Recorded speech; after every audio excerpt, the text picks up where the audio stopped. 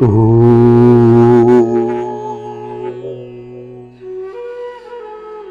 माँ, जय जय माँ। श्री जीवन सूत्र अध्यात्म सत्संग के 80वें सत्र में आप सबका हृदय से स्वागत है। परमात्मा की महती कृपा का प्रभाव है कि हम नित्य की भांति आज भी ईश्वर की सामीप्यता प्राप्त होने वाला सत्संग श्रवण कर पा रहे हैं। सत्संग का सरल सा अर्थ है ईश्वर का साथ करना। सत नाम ईश्वर का है, संग नाम संगति का है, संग नाम पास में बैठने का है। सामान्य तौर पर सत्संग का अर्थ हम कीर्तन, भजन इत्यादि से भी लगाते हैं, लेकिन वास्तव में तो सीधा सीधा ईश्वर का साथ ही सत्संग है।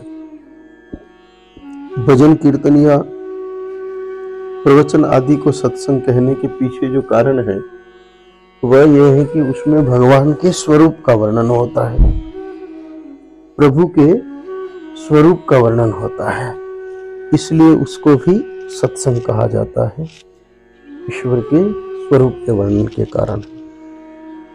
वस्तुतः वास्तविक सत्संग प्रभु की समीपता ही है। तो जिन जिन कार्यों से और जिन जिन विचारों से भगवान का सामीप्य प्राप्त हो, भगवान के निकट पहुंचने का जो जो साधन बनते हैं उन सबको भी सत्संग कहा जा सकता है। भगवत चर्चा, कीर्तन, भजन इत्यादि तो सत्संग की श्रेणी में आते ही हैं। ऐसे विचार भी जिसमें कोई आसपास नहीं है, कोई चर्चा नहीं हो रही है, कोई बातचीत नहीं हो रही है, लेकिन शांत बैठ करके जब हम अनात्म विचारों को हटा करके सिर्फ आत्मचिंतन में लगते हैं, स्वचिंतन में लगते हैं, प्रभु चिंतन में लगते हैं, तब प्रभु की निकटता का एहसास होता है। कभी कभी आत्मचिंतन करते करते, भगवत चिंतन करते करते, प्रभु चिंतन करते करते ऐसी स्थितियां भी बनती है कि हमें लगता है कि हम प्रभु में हैं और प्रभु हमारे में है। यह सब सत्संग की श्रेणी में ही आता है। सतनाम ईश्वर का है।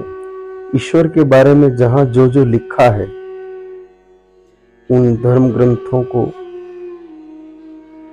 उन मार्गदर्शक ग्रंथों को, उन पवित्र ग्रंथों को पढ़ना भी एक प्रकार से सत्संग ही है, ईश्वर का संग ही है। इसीलिए जिस ग्रंथ में जिस अवतार की चर्चा की गई होती है उन अवतार का उस ग्रंथ को वांग्मय स्वरूप भी माना जाता है। भगवान का ही वह वांग्मय स्वरूप है। वह ईश्वर से पृथक नहीं है, क्योंकि वह ईश्वर का परिचय हमको करवाता है। तो यहाँ विचार का विषय है, चिंतन का विषय है कि ऐसा कौन शास्त्र जो हमें हमारे स्व का सहज परिचय कराए। तो ब्रह्मसूत्र और उपनिषद है, उनके साथ श्रीमद् भगवद गीता, ये सब स्व का परिचय कराने वाले सहज ग्रंथ।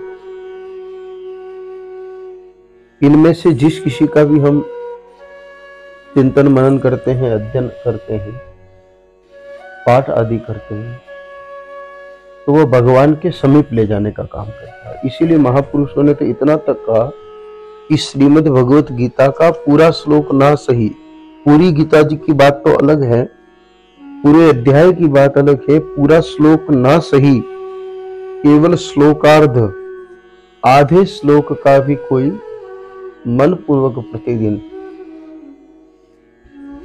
अध्ययन करे, भाव पूर्वक प्रतिदिन अध्ययन करे, तो उस व्यक्ति के लिए भगवत प्राप्ति दूर नहीं है। वह जन्म जन्मांतर के चक्कर से भी छूटता है और संसार के लौकिक दुखों से भी वह मुक्त होता है। उसको संसार के लौकिक दुख भी छू नहीं पाते हैं, स्पर्श नहीं कर पाते। अतः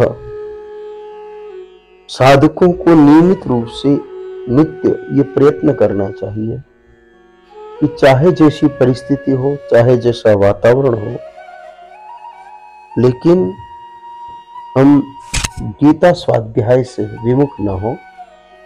गीता स्वाध्याय हमारे हृदय में सतत सदैव बना रहे, नियमित बना रहे। तो आइए इसी क्रम में हम श्रीमद् भगवत गीता जी के प्रथम अध्याय के 18वें श्लोक के 5वें भाग पर चर्चा करते हैं। भीष्म पितामह के द्वारा दुर्योधन को प्रसन्न करने के लिए व्यथित हृदय दुर्योधन का है, दुर्योधन की व्यथा मिटाने के भाव से, दुर्योधन को प्रसन्न करने के भाव से भीष्म पितामह जब शंख बजाते हैं, मोहजनित शंख ध्वनि होने के कारण अन्य लोगों को भी मोहित कर देती है। स्वर एक हो, शब्द एक हो, भाषा एक हो, उस शब्द को कहने की गति एक हो, लेकिन भीतर के भाव अलग है तो उसका प्रभाव भी अलग है। हाल ही में वैज्ञानिकों ने एक प्रयोग किया। भारत के विप्र देवताओं के द्वारा कोई मंत्र का उच्चारण किया गया, उस मंत्र को रिकॉर्ड किया और उसको किसी विशेष मंत्र, उस शब्द शक्ति को नापने वाले यंत्र के साथ छोड़ा।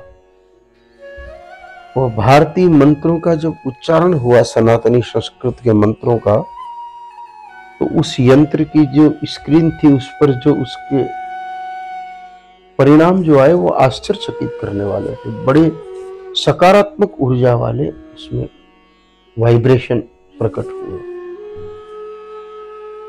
हमने कहा ये मंत्र तो बहुत गजब है, हमने इतनी चीजें इस पर चलाई, लेकिन आज दिन तक इस प्रकार का सुंदर परिणाम तो कहीं दिखाई नहीं दिया। ये परिणाम ऐसा है। तो उन्होंने करीब 50 लोगों को जो वहीं के थे उनको कहा कि ये मंत्र जैसा का जैसा है वैसा का वैसा तुम लोगों को याद करना है। स्वर, राग, ताल, उसका जो थ्रो होता है, सब कुछ उन्होंने कड़ी मेहनत की 6 महीने की, और 6 महीने में उन्होंने हूबहू याद कर दिया। जिस राग में भारत से वह मंत्र की रिकॉर्डिंग गई, वही राग, वही ताल, वही स्वर, वही थ्रो, वही स्पीड, सब कुछ एक समान। और जब उसको रिकॉर्ड करके उन लोगों ने उसको बजाया तो बिल्कुल उसकी जो वेव्स थी, वाइब्रेशन थे, वो बहुत ऐसे मरे हुए से थे, दम नहीं था। उनको इस बात का आश्चर्य हुआ कि भाई जिस तरीके से भारतीयों ने मंत्र बोला वैसे ही तो हमने भी बोला, इतनी मेहनत की, इतनी तैयारी की, हूबहू बोला, जैसा था वैसा का वैसा बोला। अगर दोनों को बजाया जाए तो कोई अंतर सुनने में महसूस भी नहीं हो रहा था, लेकिन वो जो बोला उसकी जो वेव्स थी, वाइब्रेशन थे, वो बहुत पॉजिटिव दिखा रहे थे उसमें, और इनकी जो वाइब्रेशन थी वो बहुत एकदम डेड सी थी, मृतक सी थी। ऐसा क्यों हुआ? बहुत प्रयास करने पर भी समझ में नहीं आया, तो किसी भारतीय संस्कृत के विद्वान से उन्होंने ये बात पूछी कि ऐसा हुआ क्यों, इसके पीछे क्या कारण रहा। तो उन्होंने कहा, उन्होंने जो बोला वह व्यवसाय के निमित्त, विज्ञान की परीक्षा के निमित्त बोला, और जिस भारतीय पंडित ने इसको बोला उसने प्रार्थना के रूप में हृदय से भगवान को पुकारते हुए। तो भले ही शब्द रचना समान है, उसका स्वर समान है, उसकी राग समान है, उसकी ताल समान है, उसका थ्रो समान है, लेकिन भावों का अंतर होने से ये इन दोनों चीजों में इतना अंतर दिखाई दे रहा है। अर्थात भाव का बहुत प्रभाव पड़ता है, हम कितना अंदर से बात को बोल रहे हैं। हमारे भीतर अगर अंदर भाव है, सेवा भाव है, तो उसी सेवा भाव के साथ अगले के ऊपर कही हुई बात प्रभाव डालेगी। एक सामान्य सी बात आपने उदाहरण के रूप में कई बार सुनी होगी। विनोबा भावे जी के पास एक स्त्री अपने पुत्र को लेके गई कि महाराज ये गुड़ बहुत खाता है। संत विनोबा जी ने कह दिया कि 1 सप्ताह बाद आना। वो 1 सप्ताह बाद आई और संत विनोबा जी ने कहा कि देख बेटा, गुड़ खाना अच्छी बात नहीं है। उस बच्चे ने कहा ठीक है महाराज, आप कह रहे हैं तो मैं छोड़ दूं। उस माई ने पूछा, महाराज इतनी सी बात तो आप उस दिन भी कह ही सकते थे। जो एक लाइन आज बोली कि गुड़ खाना अच्छी बात नहीं है, मत खाया जाए, तो ये बात तो मतलब अधिक गुड़ खाना अच्छी बात नहीं है, ये बात तो उस दिन भी बोल सकते थे आप। तब विनोबा जी ने कहा कि मैं उस दिन बोलता तो मेरी बात प्रभाव नहीं डालती, क्योंकि उस समय मेरे को भी गुड़ खाने की आदत थी। लेकिन जब मेरे सामने कर्तव्य का विषय आया कि मुझे इस बच्चे को समझाना है, तब मैंने विचार किया कि पहले मैं छोड़ूं गुड़, मैं नहीं खाऊंगा तो उस बात को मैं सकारात्मक रूप से कह पाऊंगा। तो मैंने गुड़ छोड़ दिया। अब मैंने कहा इसलिए इस पर असर कर गई। तो हमारे भीतर के विचार और बाहर के शब्दों में अंतर है तो वो प्रभाव नहीं डालते। भीतर जैसा विचार होता है उसी का प्रभाव उस शब्द पर पड़ता है। तो शंख ध्वनि विष्णु पितामह ने की, उसके पीछे हेतु था कि दुर्योधन प्रसन्न हो जाए। ये मोह भावना से जुड़ा हुआ विषय था, इसलिए उनके सैनिक भी मोहित होकर के शंख ध्वनि बजा बैठे, क्योंकि मोह जनित विषय था। इसलिए मोह सेना में भी पैदा होना, मोह के कारण भ्रम पैदा होता और भ्रामक स्थिति में त्रुटियां होती है। वही त्रुटि संपूर्ण कौरव सेना के योद्धाओं की शंख ध्वनि से हुई। उसी शंख ध्वनि को सुनकर के जब ब्रह्म जैसी स्थिति में शंख ध्वनि हुई, तो भगवान श्री कृष्ण ने यह विचार किया कि एक पितामह ने मोह जनित शंख ध्वनि की तो पूरी यह सेना इनकी भ्रमित हो गई। यही संपूर्ण सेना की भ्रमित ध्वनि जब पांडवों के कानों में भी पड़ेगी और पांडव सेना के कानों में पड़ेगी, तो इन पर भी इसका बुरा असर हो सकता है। इसलिए उन्होंने तुरंत ही उस ध्वनि को निष्क्रिय करने के लिए शंख बजाया। तो फिर क्रमशः अर्जुन, भीम, धर्मराज, नकुल, सहदेव, काशीराज, शिखंडी, धृष्टद्युम्न, विराट, सात्यकी, द्रुपद और द्रौपदी के 5 पुत्रों ने भी शंख बजाया। और इसी क्रम में आगे बढ़ते हुए महाबाहु द्रौपदेयाश्च, सुभद्रा के पुत्र महाबाहु अभिमन्यु ने भी अपना शंख बजाया। ऐसे करके और कई सारे लोगों ने शंख बजाया, जिसकी चर्चा संजय ने की है। अब यहां पर विचार करने का एक छोटा सा विषय और उत्पन्न होता है कि कौरव सेना में शंख तो सबने बजाए जिन जिन के पास थे, लेकिन नाम केवल भीष्म का ही लिया था। संजय ने जब सुनाई स्थिति, आंखों देखा हाल जो सुनाया धृतराष्ट्र को, उसमें कहा कि भीष्म जी ने शंख बजाया और उसके बाद कौरव सेना के कई महारथियों ने शंख बजाया। लेकिन जब पांडव सेना की बात आई तो पांडव सेना की बात आने पर उन्होंने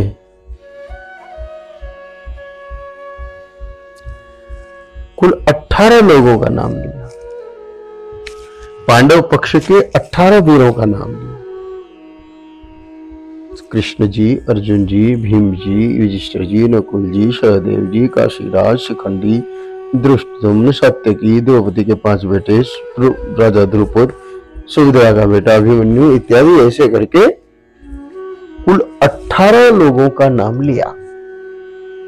इन 18 लोगों ने शंख बजाया, उधर एक का ही नाम लिया। आखिर क्यों? ऐसा संजय ने क्यों किया? उधर जैसे कहा वैसे इधर भी कह देते कि बाकी लोगों ने शंख बजाया, लेकिन ऐसा न कह करके और उन्होंने इधर के 18 लोगों का नाम लिया और उधर केवल मात्र एक भीष्म जी का ही नाम लिया। तो इसका वास्तविक और सीधा सीधा कारण यह है कि जहां तक हो सके चर्चा उन्हीं लोगों की करनी चाहिए जिनमें सात्विकता हो, सतोगुण हो, सत्य के मार्ग पर चलने वाले हो, धर्म के मार्ग पर चलने वाले हो। जब हम अधर्मी लोगों की चर्चा करते हैं, जो धर्म पर नहीं चलते, पाप कर्म में लिप्त रहते हैं, कपट में लिप्त रहते हैं, बुरे कर्म में लिप्त रहते हैं, दंभ दर्प अभिमान से भरे रहते हैं, ऐसे लोगों की चर्चा करने पर धीरे धीरे हमारे में भी वह गुण आने लगता है।